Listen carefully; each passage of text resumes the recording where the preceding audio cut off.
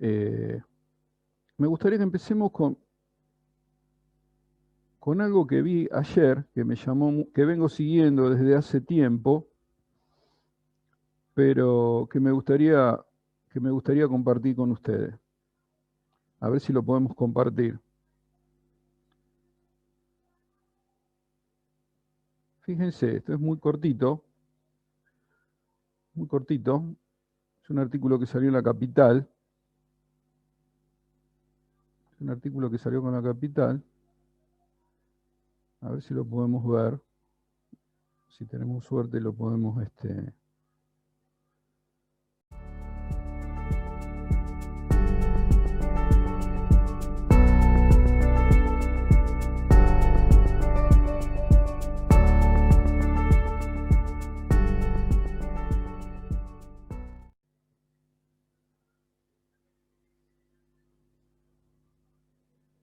Bueno, no sé si se pudo apreciar bien el video que estuvimos viendo. ¿Qué les parece? ¿Qué les pareció eso? Es una, es un video de una empresa israelí, este, que está trabajando en desarrollo eh, de nuevos vehículos eléctricos. ¿Qué les parece a ustedes eso que acaban de ver? ¿Qué opinan?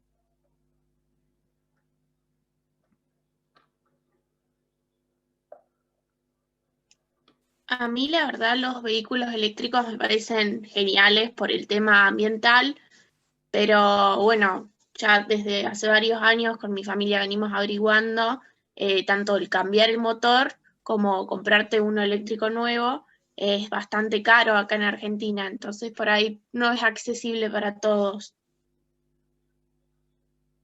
Sí, son caros, sí, es verdad. Son muy caros en Argentina, en otros países son un poco más accesibles.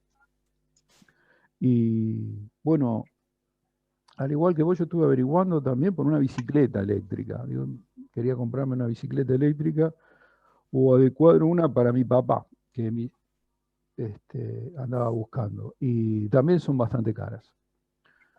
Una bicicleta eléctrica debe estar en el orden de los 350.000 pesos más o menos, lo cual es una cifra, ¿sí?, bastante importante, anda en el orden de los $2.000 más o menos, una bicicleta eléctrica de más o menos buena.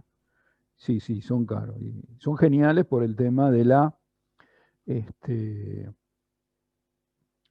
de que no, entre otras cosas, lo que vos decís, que no contaminan, ¿no es cierto? No tiene el nivel de contaminación de los vehículos de combustión interna. Es el futuro, es el futuro.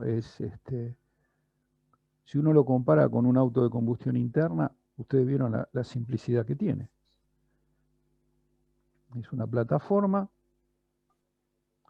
en donde tiene 4 motores, uno en cada rueda, motores eléctricos que son mucho más simples que un motor de combustión eléctrica. La complejidad que tiene un motor de combustión interna es muy importante, la cantidad de componentes nomás que tiene. La robustez, la robustez es mucho mayor, ¿no es cierto? Y una batería, ¿no es cierto? La base es una batería, arriba de la cual yo puedo ponerle lo que se me ocurra. Este es un desarrollo muy nuevo, es una empresa israelí que ahora está patentando este sistema, y uno de los interesados que es Toyota para sus vehículos. Toyota ya tiene vehículos eléctricos. Toyota, Volkswagen, eh, BMW, las principales empresas automotrices ya tienen sus vehículos eléctricos porque saben que este es el futuro, es lo que viene. Tesla, ni hablar, Tesla la número 1 en el mundo, tiene vehículos con una autonomía de 600 kilómetros. O sea, vos cargas, tenés 600 kilómetros de autonomía. O sea, sin lugar a dudas, es un viaje sin retorno ¿no es cierto? Es fascinante, ¿no? Así que eh, cabe la... ¿Cómo se llegó a esto, no es cierto? ¿Y y cómo funcionan esas baterías, ¿no es cierto? En parte el costo, lo que hablaba la compañera, y el gran problema que hay hasta la fecha, está en las baterías. En el desarrollo de baterías que tengan la robustez necesaria, que tengan la durabilidad necesaria, porque la vida del coche está en función de la vida de sus baterías. El coche va a durar lo que dure sus baterías. Y fundamentalmente en el funcionamiento, en los materiales y en el funcionamiento, ¿no es cierto?, de esas baterías, ¿no es cierto? Entonces, ¿cómo funciona, no es cierto? Bien. Eso es lo que vamos a ver un poco ahora en este curso, o sea, el fundamento, ¿sí? Y cómo se ha llegado a este desarrollo de estas baterías que son realmente impresionantes, ¿no es cierto?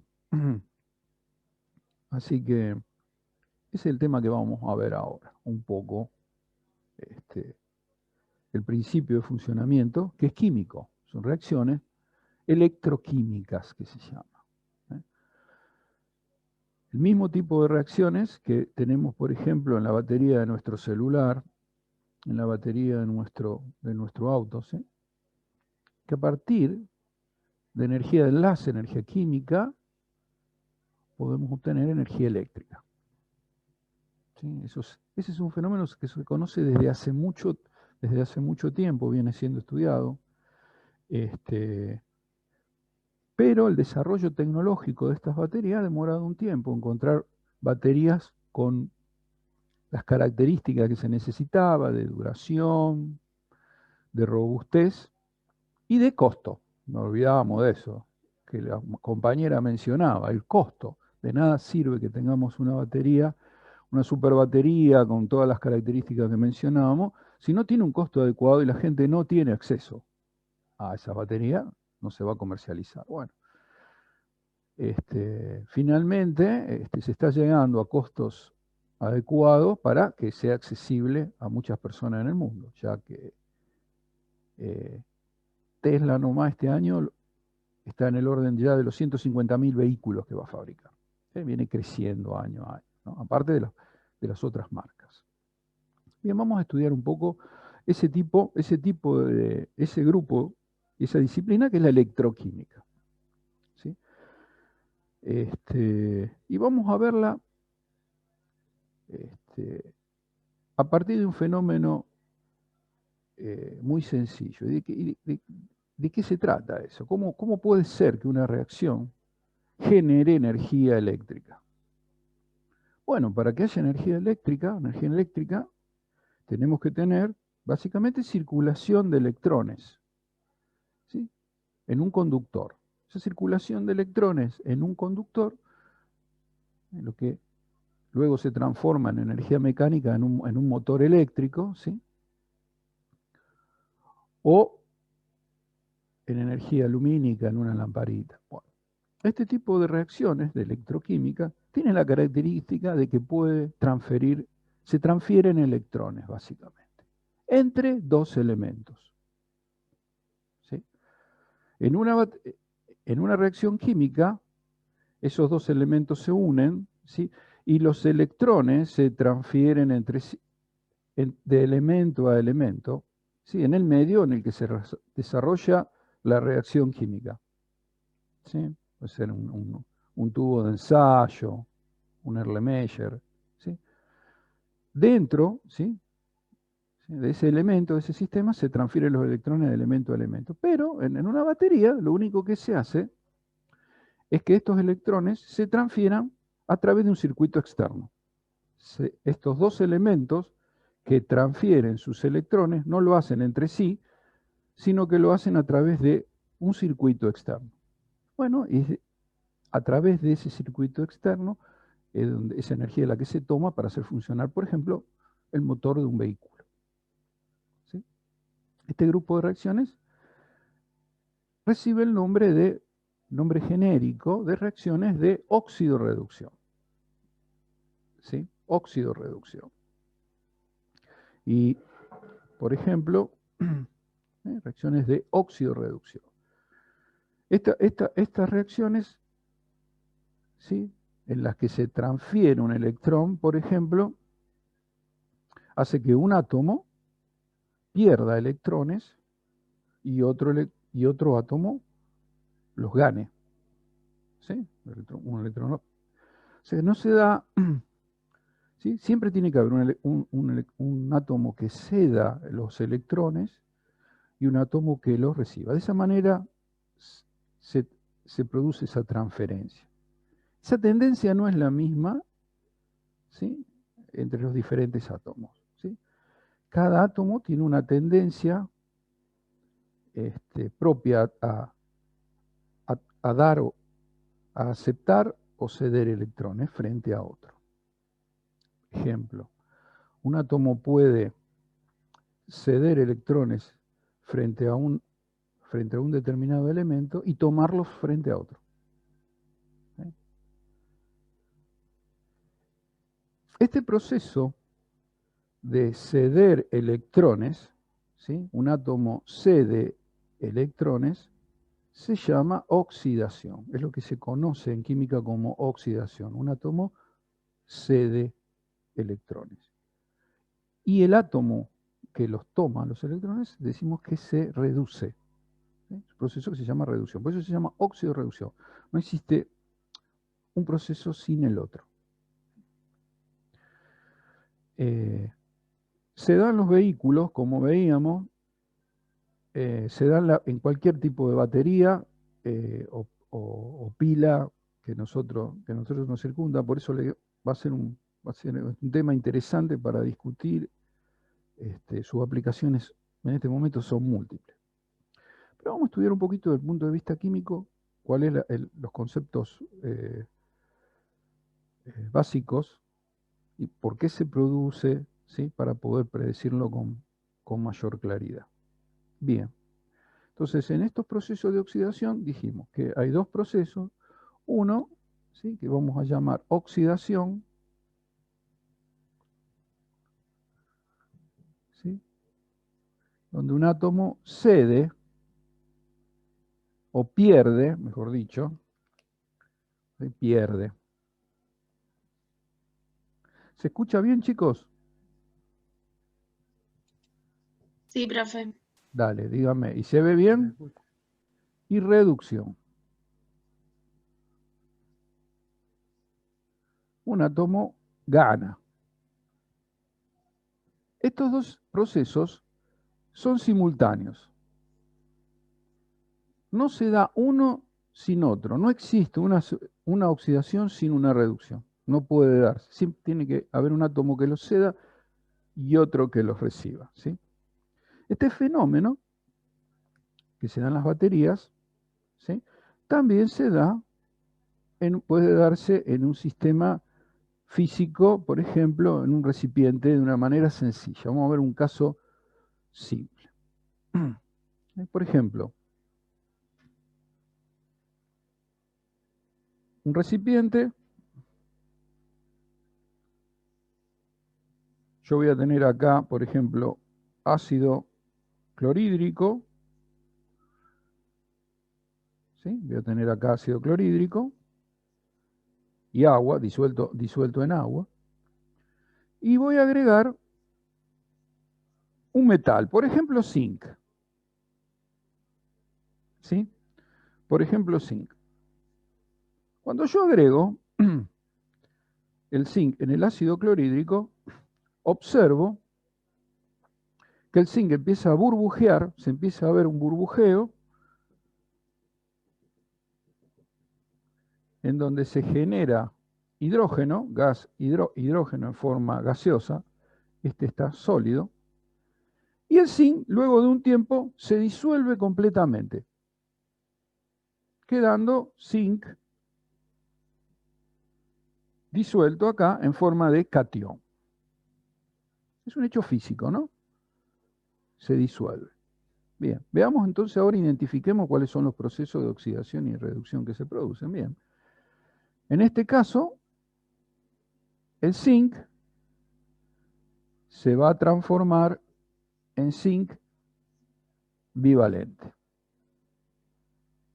para que esto ocurra, ¿sí? ¿Sí? Acá tengo zinc en estado natural, en estado metálico, en el cual decimos, por convención, que la valencia o número de oxidación, ¿sí? O número de oxidación del zinc, vale 0. ¿Sí? En estado natural, la valencia vale 0. Entonces acá en este caso vamos a decir que vale 0.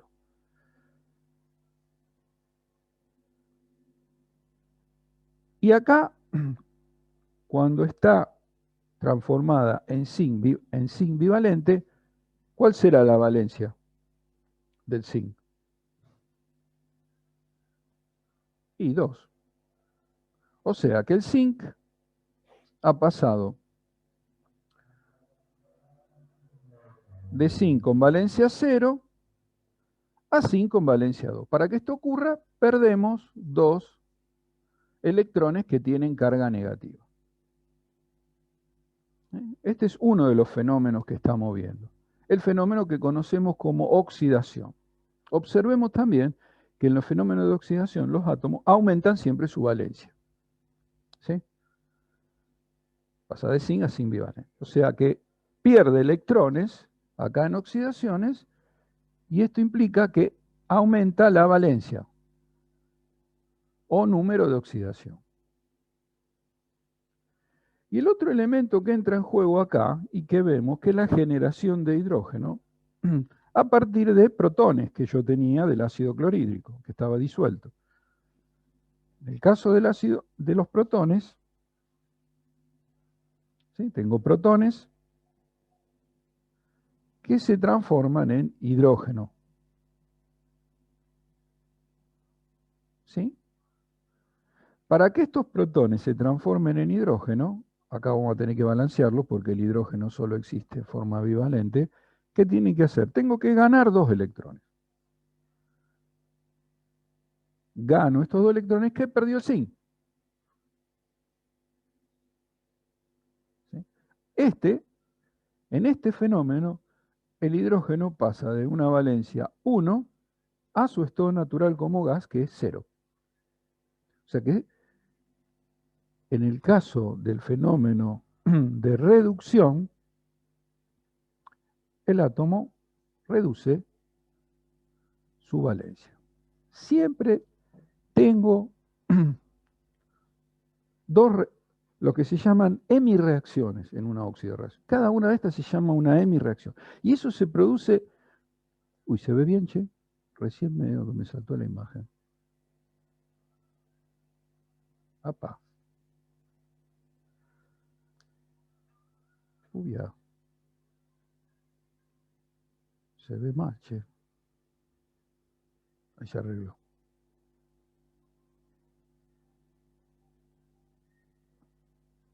Apa.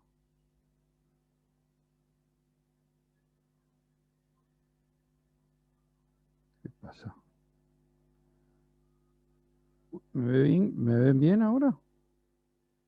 Recién hubo una pequeña alteración. ¿Me ven bien, che? Hola. Sí, profe, no se ve tan bien como la última clase, pero se ve igual. ¿El pizarrón no se ve bien?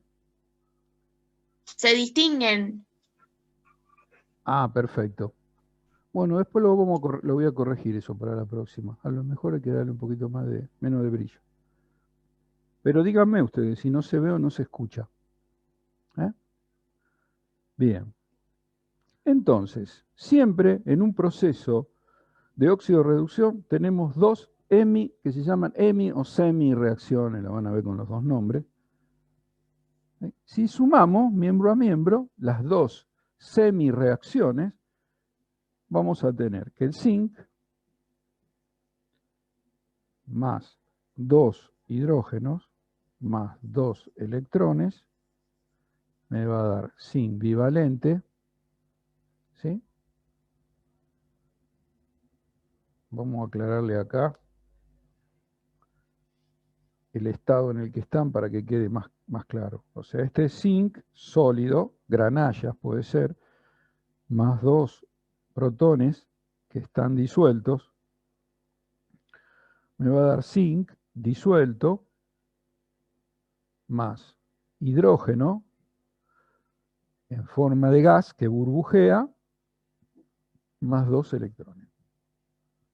Estos 2 electrones siempre, ¿sí?, se tienen que simplificar, nunca pueden sobrar electrones, ¿sí?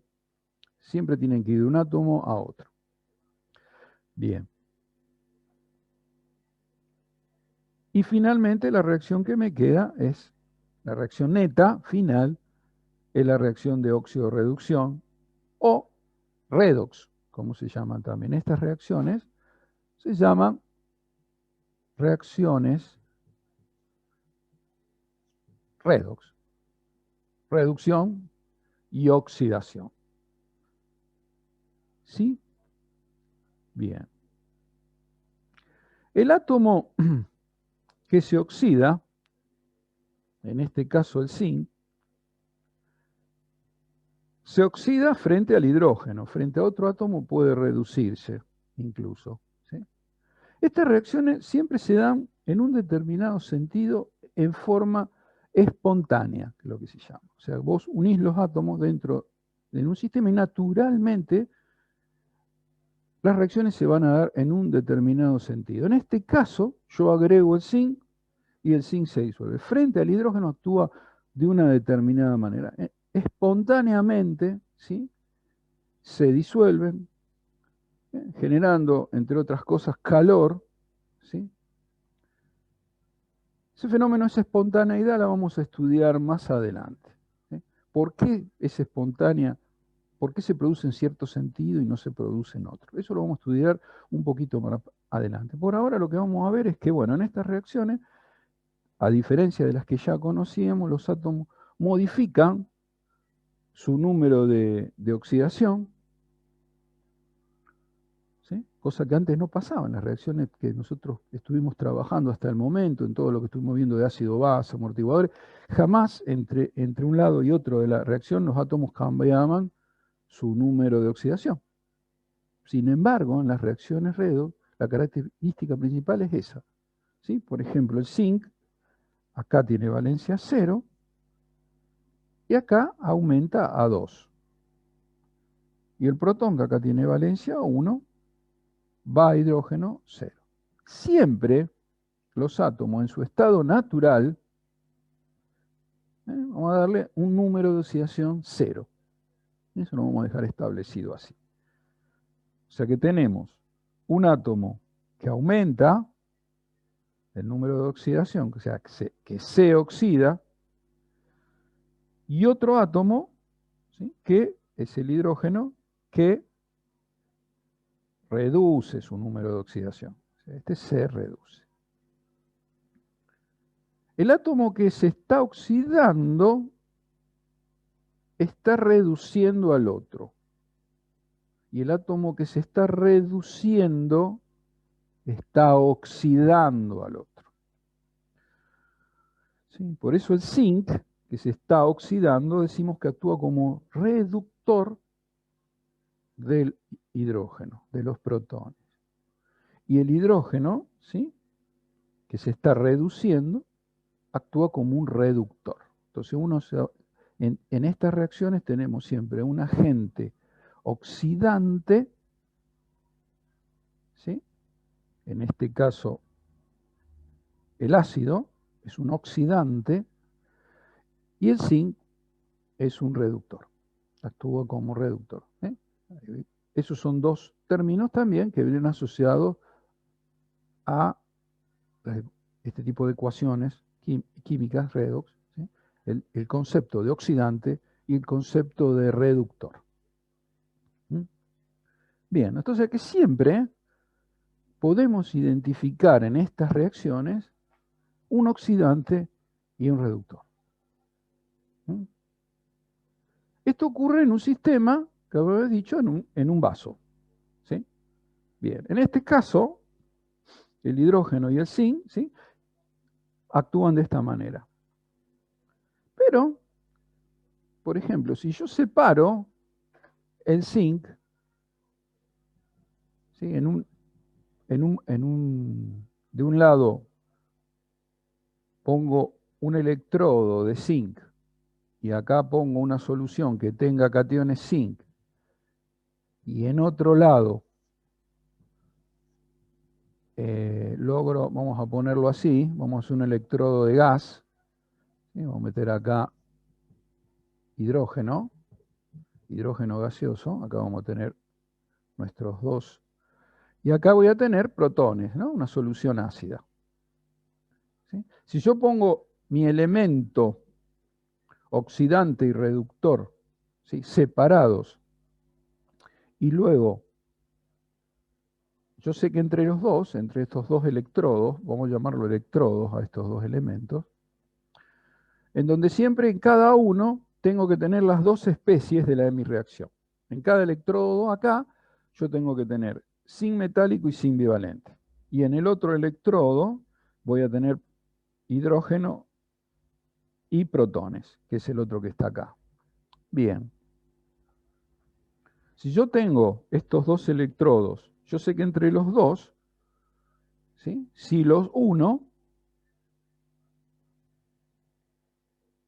lo que voy a tener es una circulación de electrones. Si lo uno a través de un elemento conductor, por ejemplo un cable de cobre o de aluminio, ¿sí? que transmita la corriente, yo voy a lograr que la circulación de electrones se haga en forma externa y no se haga, ¿sí? dentro de una solución como tenía al principio. Bien. Si el zinc pierde electrones y el hidrógeno los gana, como vemos acá, los electrones irán en este sentido. Irán desde el zinc hasta el electrodo de hidrógeno. Bien, o sea que puedo hacer una circulación externa de estos electrones. Para lograrlo, voy a tener que cerrar el circuito a través de lo que se llama un puente salino, que después lo vamos a ver. ¿Sí? Pero si yo los uno, simplemente no va a funcionar. Tengo que unir también estas dos soluciones con lo que se llama un puente salino, generalmente una solución de gelatina con cationes y aniones, para compensar esa transferencia. Acá, en el medio de este cable, yo puedo poner lo que quiera. Puedo poner cualquier elemento que consuma energía, por ejemplo, un motor,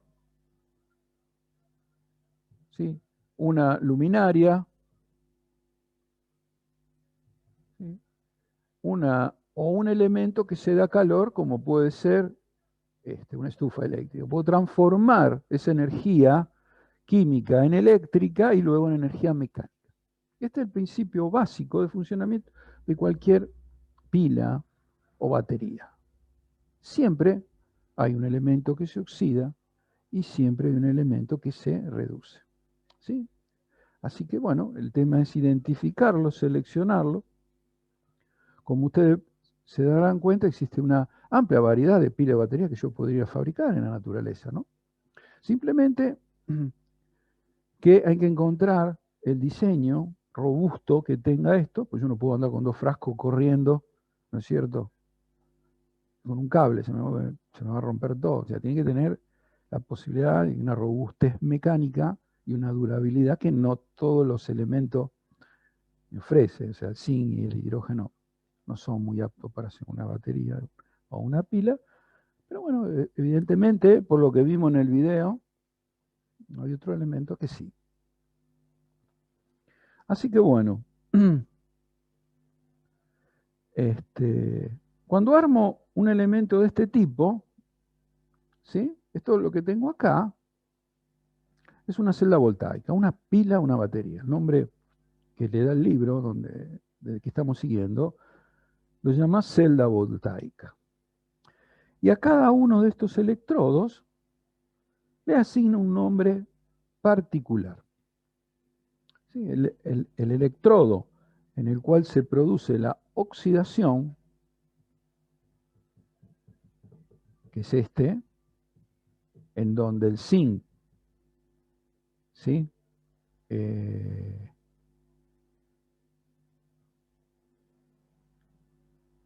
En donde el zinc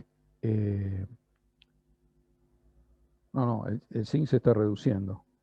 Sí, en el electrodo donde se está oxidando, que está cediendo electrones, ¿sí? En donde el zinc se está transformando en cationes, ¿sí?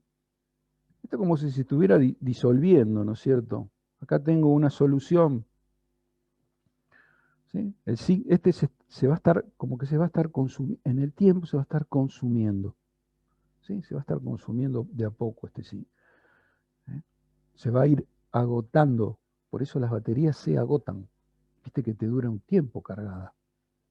Bueno, eso dependerá de la cantidad, en este caso, de zinc que tenga. El zinc se va a ir disolviendo, ¿sí? Se va a ir solubilizando. Cuando no tenga más zinc, se gastó. Como cualquier pila o batería, tiene una vida útil. Está en función, ¿sí? De la cantidad de reactivo que yo tenga presente. En este caso, de zinc. Bien. Este electrodo, en el cual se produce la oxidación, lo llamamos ánodo. Y el electrodo en el cual se produce la reducción, ¿sí? En el cual los protones se están transformando en hidrógeno, se lo llama cátodo. Capaz que ustedes ya escucharon estos términos, ¿no? De ánodo y cátodo, ¿les son familiares? Sí, profe. Bien. Con respecto a eso voy a hacer una salvedad. Este electrodo, este ánodo, viste que como tiene los dos polos, serían los dos polos de la batería, viste que tiene un polo positivo y un polo negativo. Bueno, en cuanto a eso, vamos a hacer una aclaración. Bien. Como vemos acá, el zinc está cediendo electrones, ¿no? Los electrones están yendo para allá, como para que de este lado voy a tener una acumulación de electrones y de este lado un déficit. ¿Sí? El electrón tiene carga negativa, entonces al ir perdiendo de este lado, el ánodo, como que se va a generar una carga virtual positiva, porque estoy perdiendo carga negativa. Y como la estoy acumulando de este lado, del cátodo voy a tener una carga negativa. Eso es para los químicos. Para nosotros, el ánodo tiene carga positiva y el cátodo tiene carga negativa en electroquímica. Los electricistas es al revés. Si ustedes ven, le hablan a un electricista y le hablan de cátodo, el electricista va a decir, polo positivo. El cátodo. Para él, ellos tienen invertido esto. ¿Sí? ¿Por qué? Es cosa de ellos, no sé. Pero en realidad es al revés. ¿Sí? Pero en electricidad, ellos tienen otro criterio. Ya lo analizaremos en su momento. Pero para nosotros, sí. El ánodo es el electrodo positivo en donde se produce la oxidación. Y el cátodo es el electrodo negativo en donde se produce la reducción. Como veíamos, como charlábamos recién, esta reacción va a ser espontánea en un determinado sentido. En este caso, naturalmente se da así, como lo que veíamos recién. Experimentalmente se ve este sentido. ¿Sí? El zinc se va a oxidar frente al hidrógeno que se va a reducir. Frente a los protones que se van a reducir. Y tiene una duración determinada, que es hasta que se gaste alguno de los dos elementos. ¿Sí?